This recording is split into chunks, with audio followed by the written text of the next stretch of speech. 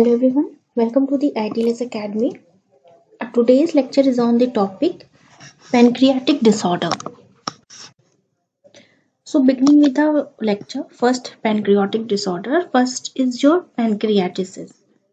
So pancreatitis result from the autodigestion of the pancreas by activated pancreatic enzymes with the following characteristics.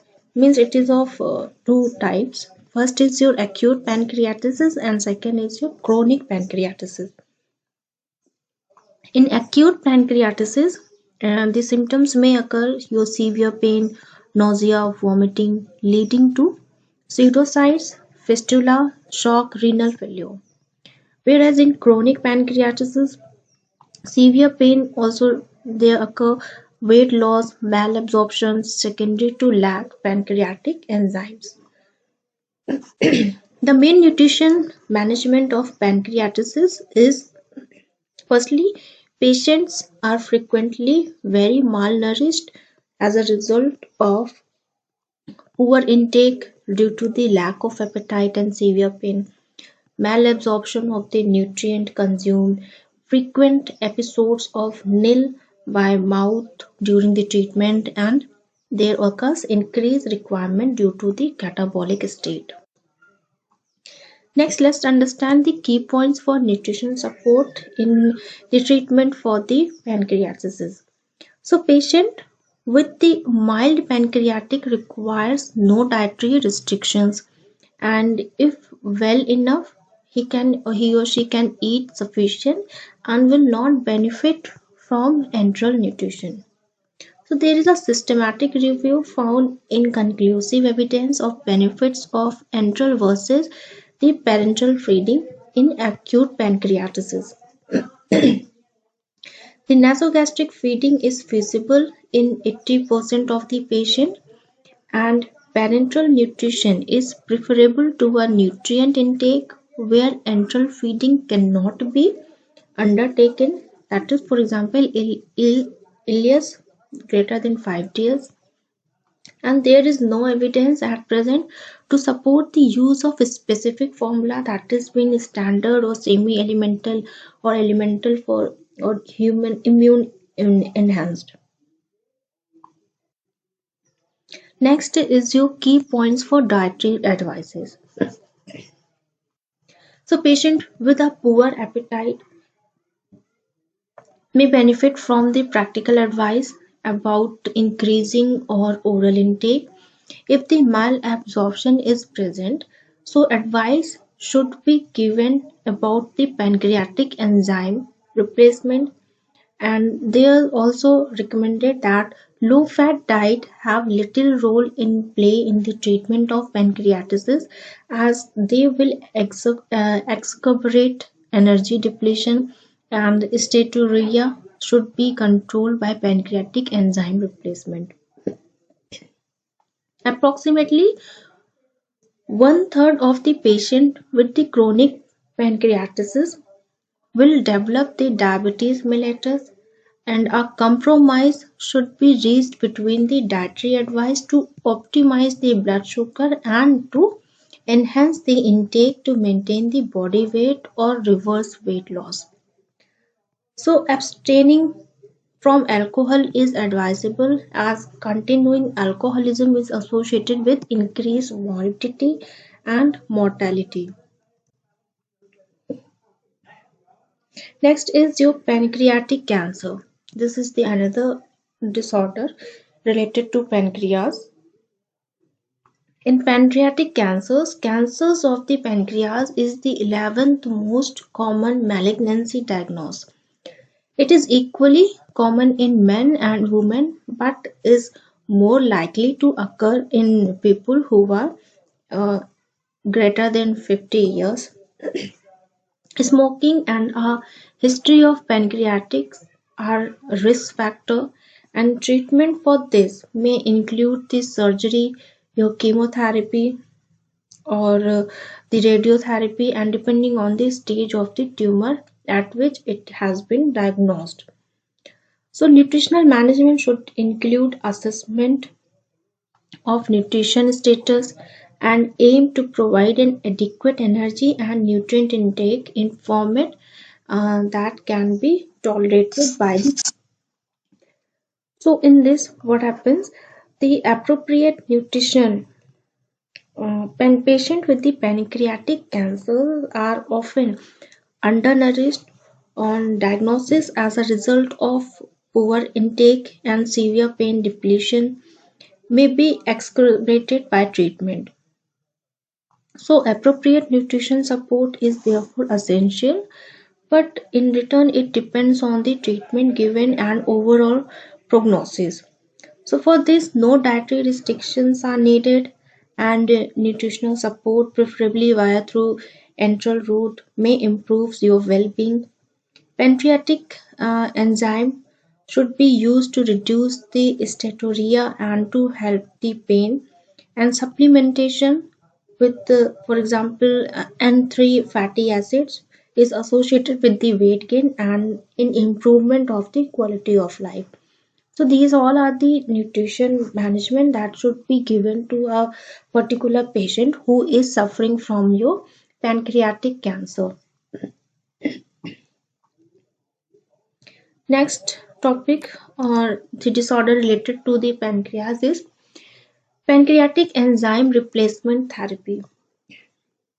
So pancreatic enzyme includes your lipase, amylase, proteases, for example, trypsin, chymotrypsin, which contribute to the digestion of fat, carbohydrate, and protein respectively. Their insufficiency can result in malabsorption, but this can be treated effectively with PERT, means pancreatic enzyme replacement therapy, where combined enzymes are provided as capsules, granules, or tablets. So patient here requires advices about the use of PERT in order to optimize the effect of therapy. The dose prescribed may need the adjusted to resolve the malabsorption and should be varied depending on what is eaten. Enzymes for this should be taken with all the foods containing your fat, protein, starchy carbohydrate. For example, meals and snack or sugary foods containing no fat and protein do not require in pancreatic enzyme replacement therapy. Enzymes should be taken just before or with the meals or snacks, and enzymes are deactivated, that is, uh, by heat, also should not be mixed with the hot food or drinks. Enzymes are also deactivated by acidity, that is, before pH greater than 4. Capsules containing the enterically coated microtablets should be swallowed whole, or if open, swallowed without chewing the contents, as this will expose the enzymes to denaturing the effects of gastric acid. H2 antagonist may be prescribed to reduce the gastric secretion and maximize the effect of PERT. Skin contact with the enzyme taken as granules may cause the irritation and should be avoided. And high strength preparation are available. Some have been associated with the development of large bowel strictures when taken by children less than 13 years. So along with this, pancreas, as know, pancreas is a gland behind your stomach and in front of your spine. It includes juice that helps to break down the food and hormones. And problem with increase can lead to many health problems, which includes, as I told in today's lecture, about the pancreatitis and pancreatic cancer. But along with this, there occur a cystic fibrosis, that is a genetic disorder in which thick sticky mucus can also block the tubes in your pancreas. So pancreas also play a role in diabetes. In type 1, type 2 diabetes, the beta cells of the pancreas no longer make insulin because the body's immune system has attacked them. And if we talk about in type 2 diabetes, the pancreas loses the ability of secrete enough insulin to respond to the meal. So these are the other disorders that also happen, that also occurs due to the pancreas. And for this, there's occurs some diagnostic tests. That is, you go for the amylase test, chymotrypsin test, or fecal fat the test, gastrin test. These are the tests. The stool elasticity is also being tested. Treatment for this is your complementary pancreatitis therapies are there, and side by side there also occurs the some malfunction of the pancreas due to the disorder. So it also produces a large share of enzymes, as we know, pancreas, and you need to digest food and absorb nutrients. When your pancreas isn't functioning well, you will likely to have some of the problems such as abdominal tenderness, swelling, feeling nausea and vomiting, excess of gas, diarrhea, or sometimes it occurs the foul smelling, weight loss and malnutrition. These are the problems that comes due to the uh, dysfunctioning of the pancreas. There also occurs another disorder, that is the exocrine pancreatic insufficiency. So, in this condition, it is a condition in which you are deficient in pancreatic enzymes to the point where you are malnourished. So, one symptom of your exocrine pancreatic insufficiency is steatorrhea, which is the excess of fat in the stool is generated, and sign for this symptoms for this stool is that your stool will be pale in color or smell will be foul and difficult to flush. So you may also experience oily leakage from the anus, and other symptoms may include such as your abdominal bloating or cramping, gas, diarrhea, or fecal incontinence, and sometimes you go for weight loss and malnutrition. But then, what is so why the exocrine pancreas insufficiency occurs? It causes mainly caused by the pancreatitis, as I told in the first slide about pancreatitis. There occurs a cyst or benign tumor of the pancreas, or due to the blockage or narrowing of the pancreatic or biliary ducts, or sometimes it occurs due to the pancreatic cancer, or maybe the side effect of pancreatic surgery or cystic fibrosis, and also due to the diabetes also.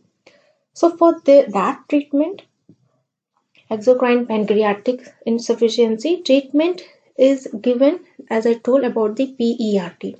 This PERT treatment is given in that condition, and it is recommended to go for a low fat diet unless you have cystic fibrosis.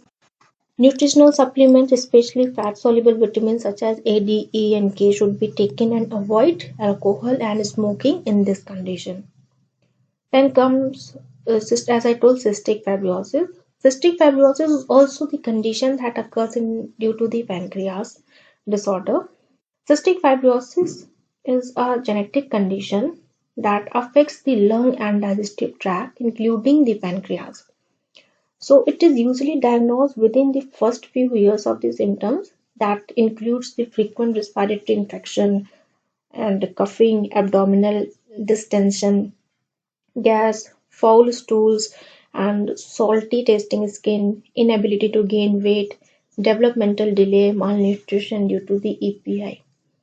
So here also the same treatment, means this PERT treatment is required for this cystic fibrosis diagnostic, means pancreatic enzyme replacement therapy is provided to the patient for the treatment of cystic fibrosis, and a variety of medications are available to address the respiratory issues.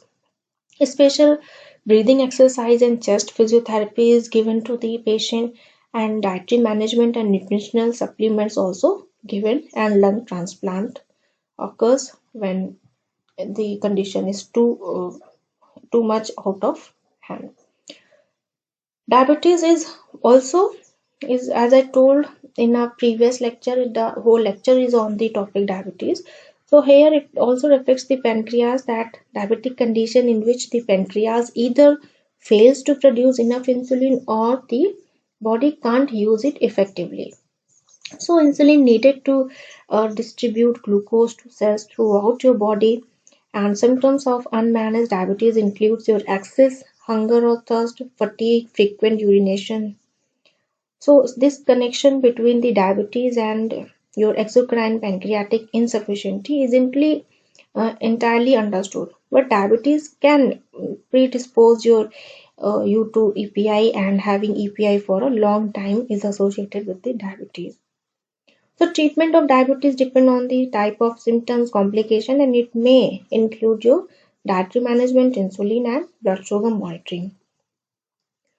Pancreatic surgery occurs when sometimes EPI occurs following pancreatic surgery due to the pancreatic cancer, cyst, or benign tumor. So I hope you have understood all the disorders related to the pancreas in brief. For more information to this, you can log on to our website www.itlsacademy.com and register yourself. You can also follow us on Twitter, WhatsApp, Facebook, Instagram, and yes, do not forget to subscribe our channel ITLS Academy at YouTube. Thank you.